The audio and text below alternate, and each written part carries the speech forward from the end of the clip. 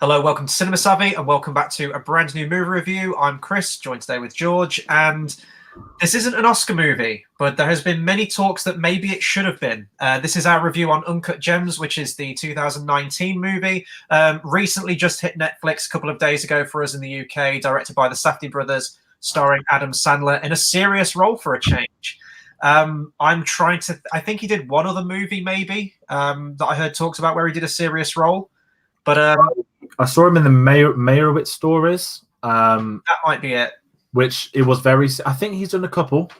One of my friends texted me a really good one to watch, which I've forgotten the name of. Is it Punch? Drove? Look, Drove? I don't know. Might be that. Was he in that? But the Sandman is a legend. I'm going to jump in at the start and say I like Adam Sandler. I don't mind I like Grown Ups 1 and 2. I've defended that across my life. The same I defend Norbit. I'll defend Norbit. I agree with you there. The thing is, it's an interesting one because I think he's a very talented actor that just chooses these comedies. Like, he wants to work with his mates, so I kind of respect that. But when you get films like this, where it's like, here's him being serious, it's like, whoa, like, it's another side to him. And I mean, if we're jumping off the hook, the main thing of this film is Adam Sandler, and the main shun is that he didn't get nominated for an Oscar. Now, there's an interview that's come out of sort of anonymous Academy members that said, "Oh, we thought it was amazing, but we can't vote for him because it's Adam Sandler because of the films he's done." And I see that. I think he should be nominated for this, but his reputation, I think, makes this a tougher sell to those old white guys. That you know what I mean. The Oscar voters claim apparently loads of them haven't seen Parasite because it's got subtitles on, and you can read what you want. But I think the only reason he's not nominated is because it's Adam Sandler. Because of Jack and Jill. Well, Al Pacino was in that, right? Yeah, no, he was, yeah. And he's actually doing the closest Al Pacino impression I've ever seen an actor do in this movie all the way through it. That's a real shame, though, in terms of that, like, holding someone's reputation. I know that reputation speaks volumes in Hollywood and everything like that, but I think the role should speak for itself, and I thought he was fantastic in this. Now, do I think he should have won an Oscar or nominated? I don't know. We've got a lot of great nominees this year. But I did think he turned in a solid performance. I think it was mostly, I don't know if it was sort of Oscar caliber, but I think it was just such a like tonal whiplash from what I'm used to seeing Adam Sandler that's why a lot of people are holding this performance up in such high regard. It was a great performance, but I'm not sure if it was Oscar worthy still. I'm still not sure. So I've not seen the Two Popes yet. So God save me when I do. Joke not intended. This year is solid. We've said this many a time. The two acting categories seem to be very locked down, and the only questionable one seemed to be Antonio Banderas. I mean, I know Jonathan Pryce nominated for Two Popes, but I've seen the main three was always Driver, Phoenix, DiCaprio, and then obviously you've got a window of people that missed out. You've got De Niro, The Irishman. You've got Taron in Rocket Man, and I guess Sandler's the third one. I need to watch Two Popes first, and I need to see. Is it Love and? What's the Antonio Banderas? This is really embarrassing now, isn't it? What's this? Sorry, which one? The Antonio Banderas film he's nominated for. It's not Spanish. It's not Love and Hate. I can't remember. It's similar to that. It's very similar to that. But I get what you mean. So Uncut Gems, like jumping off the hook. This has been one of the most hyped up films I've ever come across. I spend a lot of time on Twitter, and film Twitter is a thing, and they do like to hype up a film. I've heard nothing but incredible things about this for about 3 months, and I've been really excited to watch this for 3 months. I had Billy D. Williams tweeting a photo of him and Adam Sandler in matching clothes because of his costume for the first hour, which is really unhard to see Lando. I don't know if you got that vibes off the yellow and black. A little bit, not loads, but a little bit. I had so much hype for this, and I sat down on Friday night, very excited to watch it. I did not know pretty much anything. I knew that he owned a jewelry store. I'd seen memes of him swearing a lot. I'd heard there was a lot of swearing. I've seen the CCTV clip, like "Don't Let That Guy In," which was only actually like 1 second, which was really annoying. But people saying, "Oh, this is one of the most like tense films you'll have ever seen in your life." When that hype's getting put to me, and people are putting it in the same bracket as like 1917, That's a lot of hype, Mm-hmm. and it didn't. I mean, I'm not going to say it didn't deliver. I've really enjoyed this film. I think it's a very good film, but it's not that caliber that people have said for the last 3 months. I don't know if it's the same vibe of you. Yeah, no, because I messaged you straight after watching it. I think you were a little bit ahead of me. I think you may have watched it like an hour or like a couple of hours before me. And then I messaged you straight after watching it, and you basically said like, yeah, I'm completely on the money with you, that it's when you do get that level of hype, and not just in terms of performance, but a lot of people talked about how it was filmed, its pace, its feel, just everything. That said it's one of the tensest films, and it definitely does have its tense moments. They often say, I haven't watched any of their previous films, but I've seen a lot on the internet. The Safdie brothers are the kings of anxiety-inducing cinema. I've seen like that slogan quite a lot of times, and there are some very anxious moments in the film, but it's different when you get that amount of hype before going into a film, whether it's a smaller film such as this or a big blockbuster. It's always difficult to shake that and go in with an open mind as much as you try to do it. I was very similar to you in that I pretty much didn't know anything about the film. I was just aware of that everyone was bigging up Adam Sandler's performance and that it was meant to be a tense film. That was it. I didn't watch a single trailer before going in or anything like that. And I usually like films like that. For example, Parasite. We talk about that, how much we love that. That benefited not knowing anything about it. And I do prefer films where I know little to nothing to go in, because then you're not going in with a massive preconception. Yeah, so I mean, off the bat, like I really like this movie, but I'm the same as you. I'm not sure if it should have been nominated. I think in some categories it definitely could have. We'll talk more about Adam Sandler again in a moment. Best original soundtrack, I could see it definitely going up for that. We'll talk more about the music again, but Daniel Lepatin, I think is his name, did the original soundtrack, and it was very unique. It didn't really fit the movie in a conventional sense. Like I could have seen that soundtrack in like a sci-fi movie or like a Tron movie or something like that. There's a lot of good in this film, and the more I've thought about it, the more it has kind of stayed with me, and I would quite like to watch it again, but I just don't think it's a very good film. It's a very, very gripping film, but I just don't think it's of the caliber. When everyone was saying it's a massive snub for the Oscars, I don't think it's at quite that level.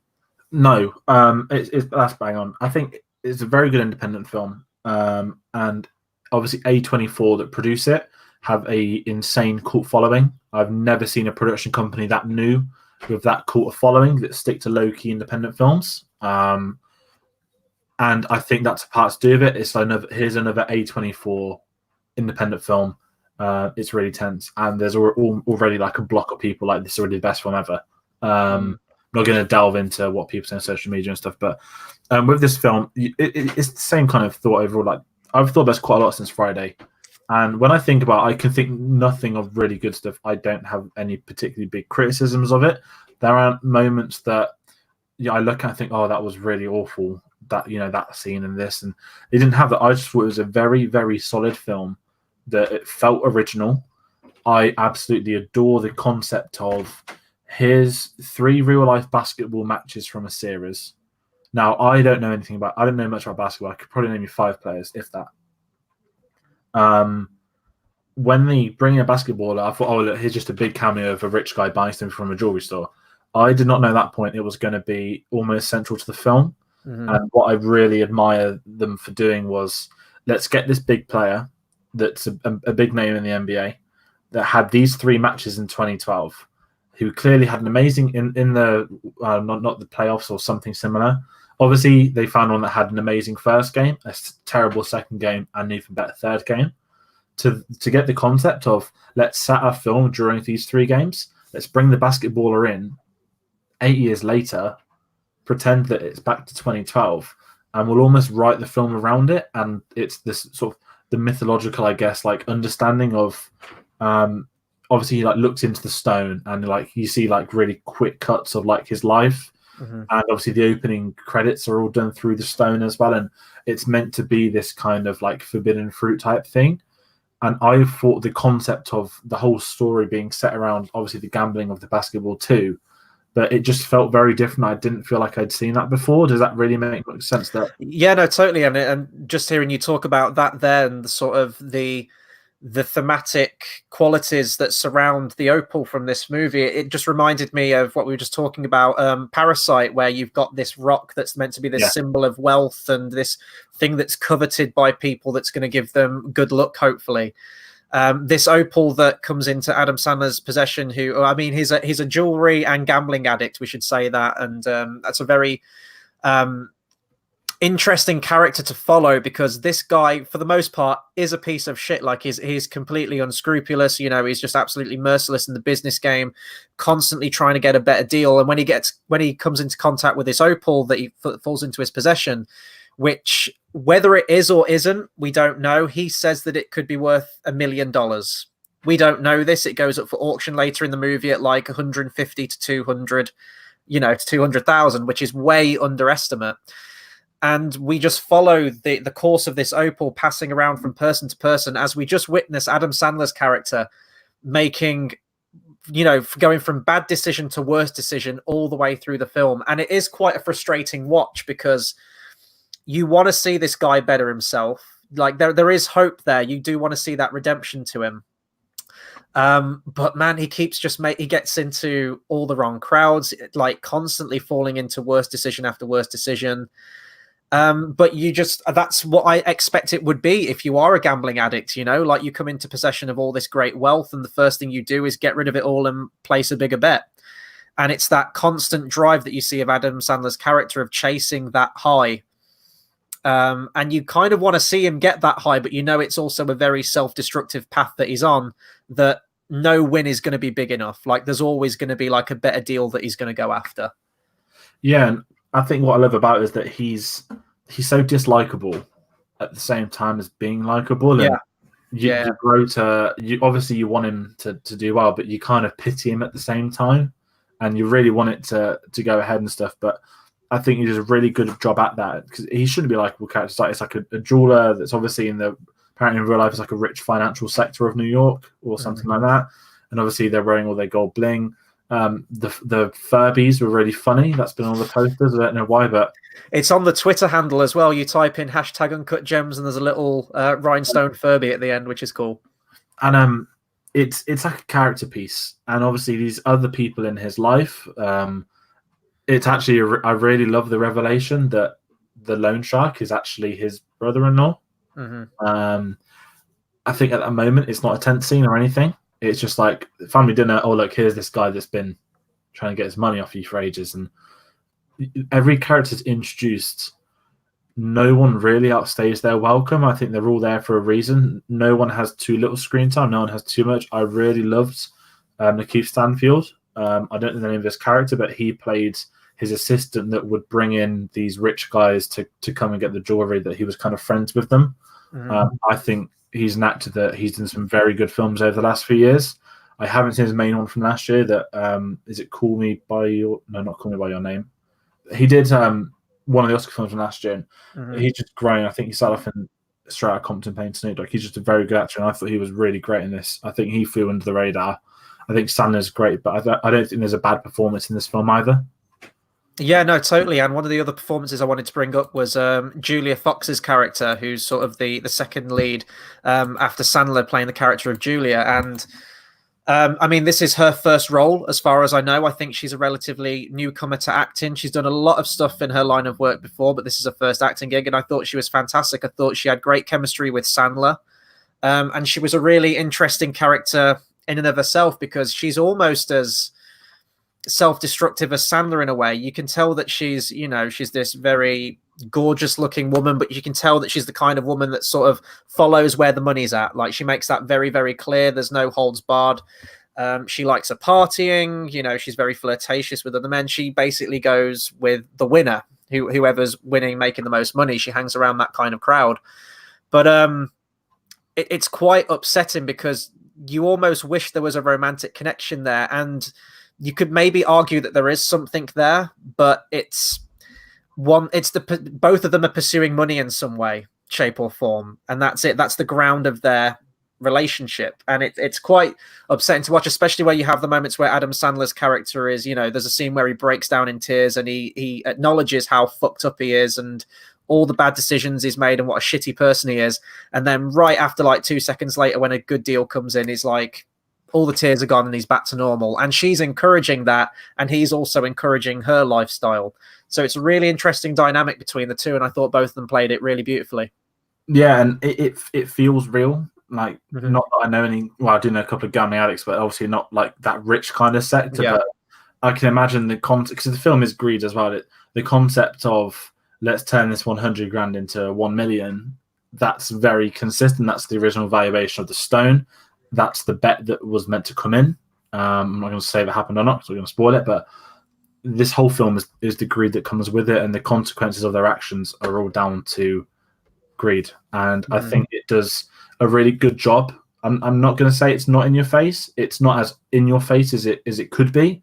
You know, some other films would be like, you're greedy, says it 100 times. But the way it's done in this is that you find out his greed through his mistakes and through his reactions to stuff. And I think that's what makes the difference. It's not people telling him he's greedy, it's that you're seeing the consequences of that. And I just think that made it a lot funner. It wasn't as tense as people had made it out to be. I thought it was going to be, someone's going to steal this stone. It's going to be like Adam Sandler, it'd be like Taken, just Adam Sandler on the loose trying to get the stone back worth $1 million. It was the complete opposite of what I thought was an experience. And I think sometimes that's a really nice thing about not watching trailers, about not knowing too much. You can go into it, like what you mentioned, the Parasite, and you can just be blown away. No, I wouldn't say I was blown away in this, but as a character piece, I thought it was very, very solid. And I'm looking forward to seeing this again. I will at some point. I would have liked to have seen this in the cinema. I will say that. I think Netflix is very interesting now because, on a side point, when they were new and releasing films, there weren't very many good films. I know the first one was that really good Fukunaga one, the Beasts. It was the Child Soldier one. Right. They wanted it in for awards, didn't get it. Now Netflix are at this point where they're releasing Oscar caliber films, and we can't see it at the cinema. I love the fact they're funding these and stuff, but there needs to be a window where it might come against them. The same way that we love to binge a series, but Mandalorian has just wiped out and confirmed that ultimately it is better to wait each week. I mean, you can imagine if Stranger Things was over 8 weeks. You could have that speculation and everything. Yeah, and I think it's sad because as Netflix goes stronger, their weaknesses are going to get bigger. And I think the last few months, with no one being able to watch their films anywhere except Netflix, yes, that's their business model, but I think it's robbing people some really good fun experiences. And I really hope that's something that can be. I know that's nothing to do with Uncut Gems, but the fact that only one cinema in England showed this, which was Prince Charles in London, that's very sad to see. It's just the current landscape, though, and it's the dilemma. And I'm sure we'll be talking more about this when we do the Oscars live stream next weekend, because there are a lot of Netflix movies in there, and it's an interesting topic to talk about, especially like the future of cinema and how we're going to be able to consume films such as this. Would this film have performed if it had a wider release? Maybe, but we're in a current landscape at the moment where bigger blockbusters are overshadowing everything, or independent films, original films. They're not seeing the light of day. They're very incredibly few and far between now. So would I rather have a platform such as Netflix that is going to finance these movies, that is going to distribute these movies to a wide audience, and still have the opportunity to watch films such as this, but sacrifice seeing them on a big screen in a cinema environment? Then yes, I would, because at least I'm still seeing the movie. But I absolutely see your point. Like some of these films, I know you got to see Irishman on the big screen, but for the vast majority of us, like, we just got to see that on Netflix. That is a cinema movie. As is this. This would have been incredible seeing it on the big screen. But I think the issue is, for me, is that obviously Netflix want to release it on Netflix on the release day, which is fine. It's the fact they can't deal with cinema chains, because yes, so Amazon. To be fair to Amazon, they've not had it as big films yet, but when they do a film, they'll put it in the cinemas, and then it will go onto Amazon 2 months or 3 months later. I wish Netflix could try something like that. Like Irishman, they offered to. There's like a law in, I think, England. I think America's is 3 weeks short, but the day a film is released at a cinema, it cannot be released on like DVD until 16 weeks later. And that's the usual 4 months film thing. That's the cinema chains have all like agreed, obviously, in principle over the years, blah, blah, blah. For Irishman, Netflix is always apparently you can have it and you can screen it, but it will be on Netflix in 4 weeks, and that's if they allow a cinema release. And obviously the chains refuse it. Irishman, they extended it to 8 weeks. You can have an 8 weeks advance. They still refused it. If they did a 16-week like Blu-rays, I don't think it'll make too much of a difference because in theory you can wait. Like there were some Netflix films like this, like Irishman, like Marriage Story, I'd have been at cinema on day one. There'll be other films on Netflix, like The Two Popes, which I have no intention of seeing ever at a cinema, and that it will go on my Netflix list and it will be watched. So it's getting the balance right. But then obviously if they go to cinemas, that defeats Netflix's purpose as a streaming service, unless they set up their own theatre chain, which is actually a great idea. So let's copyright this and email them now. And also you need to think as well, I'm just thinking from a money perspective, the people, if you say a film came out of the cinema and you know that within a couple of weeks to a month or a couple of months, that same film is going to be on Netflix that you might have a subscription, your monthly subscription to. The people that are only going to go and see that film in the cinema are going to be hardcore film fans that want to see stuff like that on the big screen. Ultimately, if you've got like a massive family or like a lot of people going to the cinema isn't a cheap place to go anymore. Exactly. So you're going to have people going, you know what? I'll wait a week, I'll wait 2 weeks, and I'll just watch it when it comes to Netflix in the comfort of my own home. That's the dilemma that you're going to have. And that's what that's what Disney have done with Disney Plus. That their goal by the end of 2020 is that the films that get released in the cinemas, when it comes to Blu-ray, it will go on Disney Plus with the Blu-ray release. Which I get that it gives people a choice. Obviously, for some things I'll buy them, some things I won't. But it's a very interesting issue that it's right because it is expensive for fans. Cinemas get more expensive while streaming services get cheaper. I think that's the way I've always seen it. So cinema becomes a premium. And I don't know, I think it's just disappointing for some films where, I mean, I'm not going to use Uncut Gems as an example. I think the really big one was, do you remember Annihilation last year? Yes. Yeah. When the director was furious that, and obviously it's different circumstances, that the film company sold the rights to Netflix after he made the film. And that he said, I directed this for the cinema, not to be watched at home. Obviously, each film is, I guess, going to be its own example of something to accommodate something else. So that Adam Sandler film last year, I didn't watch it, Jennifer Aniston. According to Netflix, that was their most watched film of the entire year. Now, apparently got 80 million views at $10 a ticket. That's $800 million. Yeah. But you know that less than half of the people are going to choose to pay $10 to watch that because it's at home on Netflix for them to watch. So it's a very interesting, and I think there's no wrong or right point. I think everything's informative, and I think that's something streaming services have to understand. I guess maybe I know this is really off point. No, because it's all related to Uncut Gems and people seeing it and everything like that. It's a difficult one, and like we've talked about, like Disney Plus, maybe at one point possibly completely annihilating Netflix, and Netflix will be a thing of the past. If that is the case, it's a very, very trying time for original cinema in that everything is going to be that Disney brand, big blockbuster movies and Disney Plus at home. I like Netflix in that we are getting some of these, more independent films.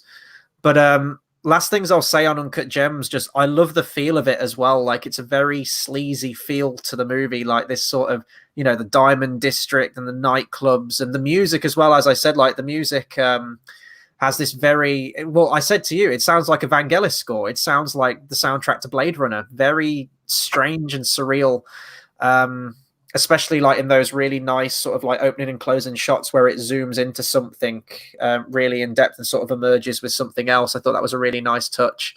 And the end credit song as well, which I have been listening to on repeat. I think it's called L'amour toujours, Tansen remix. It was amazing. It felt like I was back in sort of like late 90s, early 2000s Europop, and it was great. What I'll say with the look, it feels like there's a kind of, I know it's shot on film, but it feels like a very grainy filter that's been applied to it. Yeah. And I think, I don't think it's a gimmick. I think for some films it wouldn't work, but for what this film is and what it does, like you mentioned the word sleazy, I know it's only like a lens and whatnot and a style, but it really works for what the film is. it's not all bright, cheerful, and colourful. It's sort of not depressingly dark, but there's that kind of, it's like the same with Private Ryan. Like Spielberg chose to put a filter on the entire film on the lens, so it'd be shot in a manner which made it look like it was from that time. It looked very 90s, although it's set in 2012. There was something about the camera look with it, and I think that added to the sort of the character and story of it. And the last thing I'll say, and again, I don't want to give anything away, I'm not going to spoil the ending, but you talked about that it wasn't really as tense as you thought it would be, and I'll agree with that, with the exception of one scene towards the end, which is the basketball match, where he has bet a bunch of money on a certain result with this basketball match, and he's watching it, and you're really hoping that it's going to work out in his favor. But how that was edited, paced, the acting, like the frenetic way that he was talking, and he was like clearly, on a high of this whole gambling thing. That was like edge of my seat stuff, where I was almost like them, like an observer, like with hands over your mouth, like, oh God, what's the result of this going to be? Because I didn't actually realize it was a real life basketball match until you've just said it. I thought it was all just, a fictional movie and everything. I didn't realize there was something real at the backdrop of it. And that's what really caught me and blew me off guard, was that, if I hadn't have known that guy was a real basketballer, I would have just thought, oh, it's, one of them like fake matches they do and stuff. But I was like, the fact they got a real basketball player who's, I don't know a lot about him, but I know he's a legend when I read into the film, and that, I was like, wow, like to focus around him, to get him to sign up to do the film, I guess, first, then to choose them 3 matches, that's a lot of planning into a script, which I just thought that was a really good effect. It also makes it more contextual for sort of, I guess that's why it's set in 2012, was because of the basketball stuff, but it just made it feel that bit more real. Again, worked for the gambling addiction, the money, and all that stuff. Absolutely. I love this movie, as I said, but I think that the praise may be quite ridiculously high. Didn't quite hit that for me, but I definitely had a good time with it, and I would like to watch the movie again. Definitely a lot of positives there. But it's one we wanted to talk about because it is a big movie that people were talking about. And although I know we're sort of like deep into the Oscar movies and stuff, which we're still powering through, we'll actually be going live probably in like the next 10 minutes or so for one more review, which is an Oscar one, Best Picture nominee. But it was nice to break it up with this and sort of offer that side of one that perhaps could have been, or maybe even should have been nominated, but, didn't quite get there. But I had a really good time at this one, and I do recommend, if you're into your crime thrillers or anything like that, or gambling movies or anything like that, or even if you're just curious to see Adam Sandler, maybe you have only seen him as a comedic actor and you're interested to see him delve into those serious chops, then I would absolutely recommend it. And what I'll finish with is, Adam Sandler said 2 months ago, if he doesn't get nominated for Best Actor, he will make the worst film of his life intentionally after. This week, he signed a 4-picture deal with Netflix, so it may happen. That's I would love to see him do more roles like this, though, more serious ones. But I think he's got to do what he's got to do. I think he might. I think he's probably not shocked at the praise he's got, but I think he's been quite sort of honest with it, where he says, "I can stop wearing tuxes and start wearing trackies again." I would like him to. Well, I'm not going to say I'd like him to keep making comedies. I like him to pick better projects, and like good act. I mean, not using Adam Driver as an example, but he can do comedies and he can do drama. I think there's a balance of getting it right.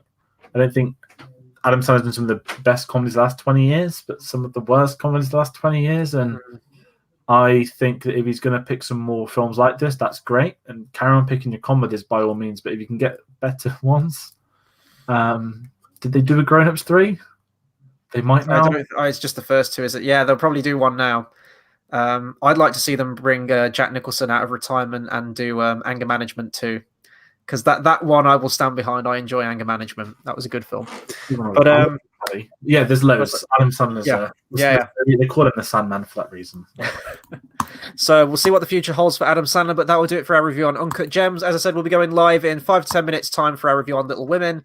What a double feature this review will be. So until 10 minutes time, we'll see you then.